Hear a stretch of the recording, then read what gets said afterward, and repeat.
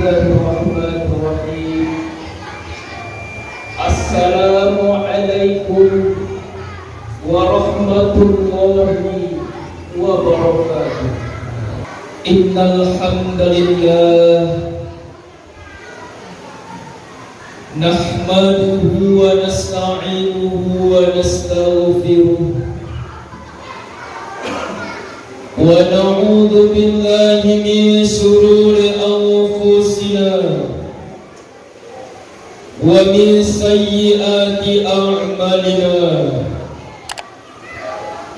Man yahdihillahu fala mudilla lahu wa man yudlilhu fala hadiya lahu. Ashhadu an la ilaha illallah wahdahu la syarika lahu wa ashhadu anna sayyidana wa nabiyyana Muhammadan abduhu wa rasuluh la nabiyya ba'da basyiran wa nadhira. Allahumma fasalli wa sallim wa barik ala hadha an-nabiyyil karim wa ala alihi wa ashabihi rasulillahi ajma'in. Amma ba'du, fa ya ibadallah, usikum wa iyaya bitaqwallah faqad fazal muttaqun. Ittaqullaha haqqa tuqatih wa la tamutunna illa wa antum muslimun. Faqala Allah ta'ala fil Qur'anil Karim, a'udzu billahi minasy syaithanir rajim. Bismillahirrahmanirrahim. Ma salakakum fi saqar?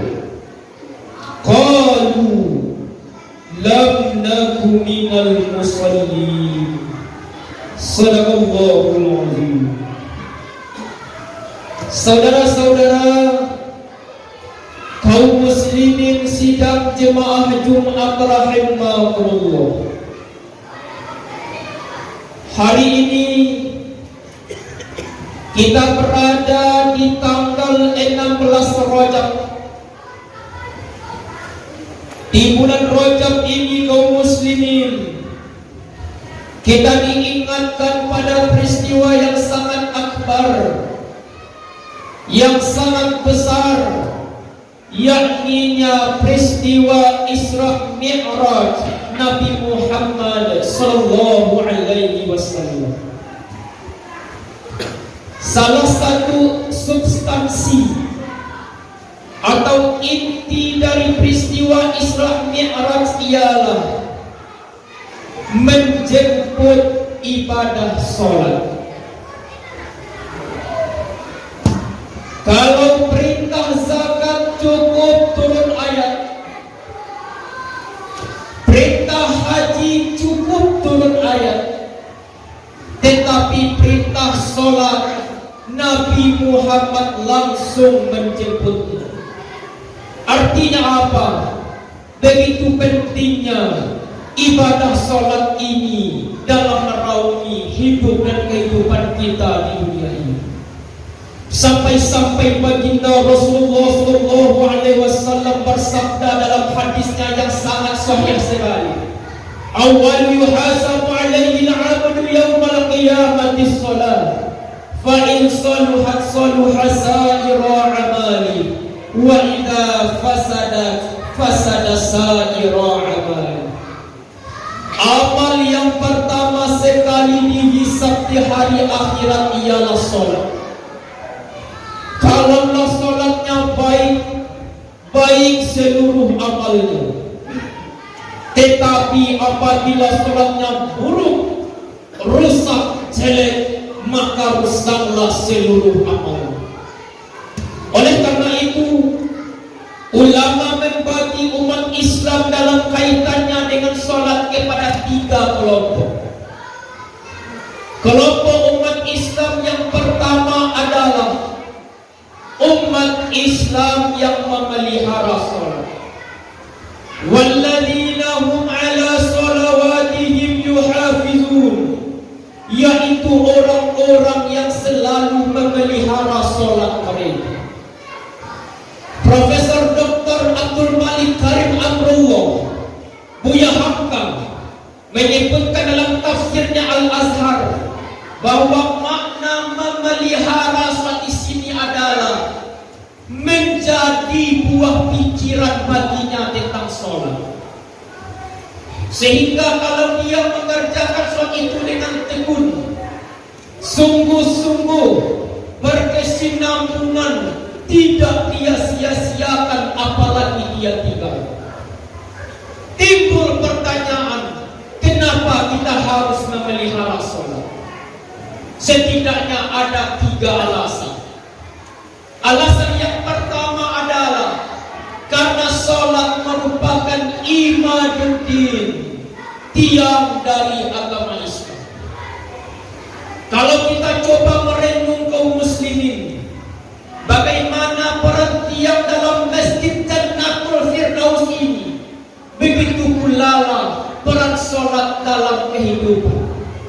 Sehingga Rasulullah bersabda dalam hadisnya, as-salatu imaduddin, man aqamaha faqad aqamaddin, wa man tarakaha faqad hadamaddin. Salat adalah tiang agama. Siapa yang mendirikan salat, sungguh ia telah menegakkan agama. Dan siapa yang meninggalkan salat, sungguh ia telah meruntuh agama. Begitu urgennya, begitu fundamennya, begitu pentingnya ibadah salat ini dalam kehidupan kita. Bahkan dalam hadis lain, Rasulullah SAW juga pernah bersabda, man taraka shalah muta'ammidan faqad kafara. Orang yang sengaja meninggalkan salat, dia sama dengan orang kafir. Alasan yang kedua, kenapa kita harus memelihara salat adalah karena salat merupakan salah satu wasiat terakhir Rasulullah SAW. Kalau kita baca sejarah kaum muslimin, ketika baginda Rasulullah SAW akan meninggalkan alam dunia ini, Rasulullah menangis. Lalu keluarlah di mulutnya, as-salatu ummati, as-salatu ummati, as-salatu ummati. Bagaimana salat umatku? Bagaimana salat umatku? Bagaimana salat umatku? Rasul menangis bukan karena meninggalkan harta benda. Rasul menangis bukan karena meninggalkan alam dunia. Rasul menangis bukan karena meninggalkan anak dan istri. Tetapi Rasulullah menangis kalau umat ini tidak lagi meninggalkan salat. Alasan yang ketiga, kenapa kita harus memelihara salat ialah karena salat merupakan amal yang pertama sekali dihisab di hari akhirat nanti. Andai kata kita tidak melaksanakan salat di alam dunia ini, tentu kita tidak bisa memberikan pertanggungjawaban di hadapan Qadhi Rabbul Jalil nanti. Akhirnya apa? Siksaan Allah akan kita terima. Di dalam surah Al-Mudaththir ayat 42-43 yang sudah kita bacakan di awal khutbah tadi, Allah Subhanahu wa ta'ala menggambarkan kepada kita bagaimana dialog antara penduduk surga dengan penduduk neraka. Penduduk surga bertanya, ma salakakum fi saqar? Wahai saudaraku, kenapa engkau masuk ke dalam neraka Saqar? Dijawab oleh penduduk neraka, qalu lam innaku minal musallin. Kami ini tergolong orang-orang yang tidak sholat. Masyaallah muslimin, sidang jemaah Jumat rahimahullah. Umat Islam yang kedua adalah umat Islam yang melalaikan sholat. Lalai bisa berbentuk lalai hati, lalai ucapan, dan lalai dalam bentuk perbuatan, atau yang kita sebut dengan lalai hukum qalbi, fikri dan fi'li. Lalai dalam hukum qalbi artinya hati kita tidak terfokus mengingat Allah ketika sholat. Contoh, ketika kita melaksanakan sholat, hati kita terbang kemana-mana. Begitu pula ucapan dengan perbuatan yang kita laksanakan tidak lagi sesuai dengan apa yang diajarkan oleh Rasulullah SAW. Padahal sholat yang kita kerjakan ini harus sesuai dengan apa yang diajarkan oleh Rasulullah SAW. Sallu kama ra'aitumuni usolli. Sholatlah kamu sebagaimana engkau melihat aku sholat. Orang yang lalai dalam mengerjakan ibadah sholat kaum muslimin, dia juga akan masuk ke dalam neraka wel. Fawailul lil musallin alladzina hum an sholatihim sahun. Neraka wel bagi orang-orang yang sholat. Siapa itu? Yaitu orang-orang yang lalai dalam mengerjakan ibadah sholat. Saudara-saudara kaum muslimin sidang jemaah Jumat rahimahullah, sebenarnya tidak ada alasan bagi kita umat Islam untuk berbuat lalai dalam mengerjakan ibadah sholat. Sebab di dalam surah Al-Munafiqun ayat ke-10 Allah Subhanahu wa taala telah mengingatkan kepada kita, ya ayyuhalladzina amanu la tulhikum amwalukum wala auladukum an dzikrillah wa may yaf'al dzalika fa ulaika humul khasirun. Hai orang-orang yang beriman, kita dipanggil oleh Allah, hai orang-orang yang beriman, janganlah hartamu dan anak-anakmu melalaikan kamu dari mengingat Allah. Barang siapa yang berbuat demikian, faulaika humul khasirun, mereka itulah orang-orang yang merugi. Ayat ini menggambarkan kepada kita kaum muslimin bahwa faktor harta dan faktor anak tidak boleh membuat kita lalai dalam beribadah.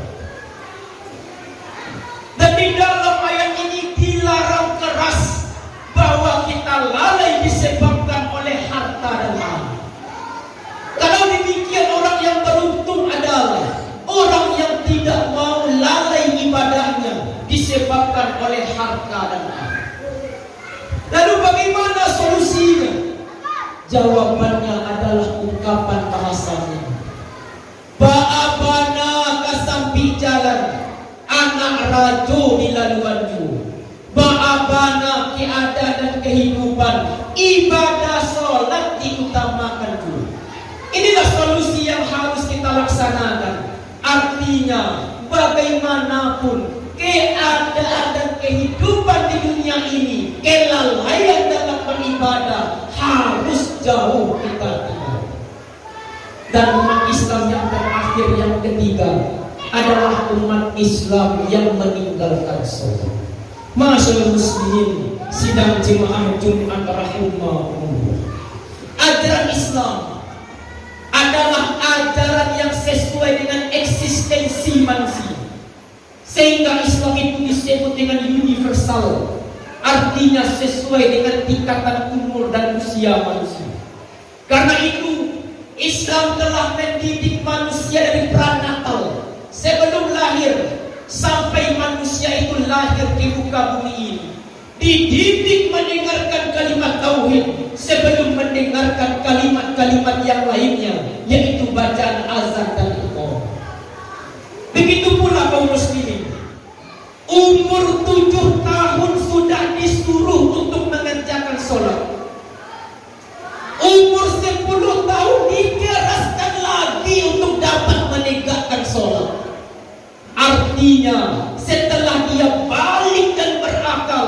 tidak ada lagi alasan untuk meninggalkan sholat.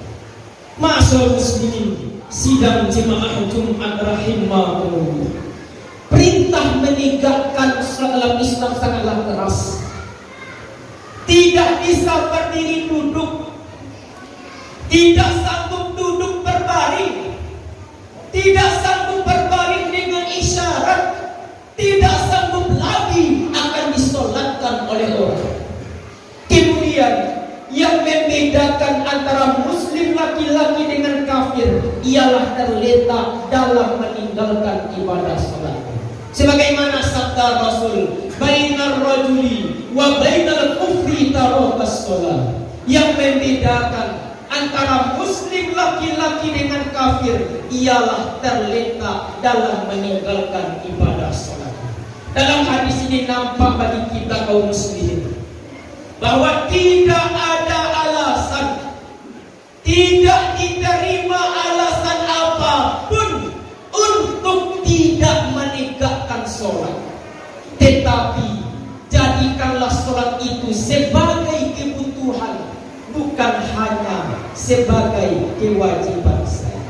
Ma'asyiral muslimin, sidang jemaah Jumat rahimakumullah, mudah-mudahan dengan kita mengetahui kelompok umat Islam ini, kita bisa mengintrospeksi diri kita.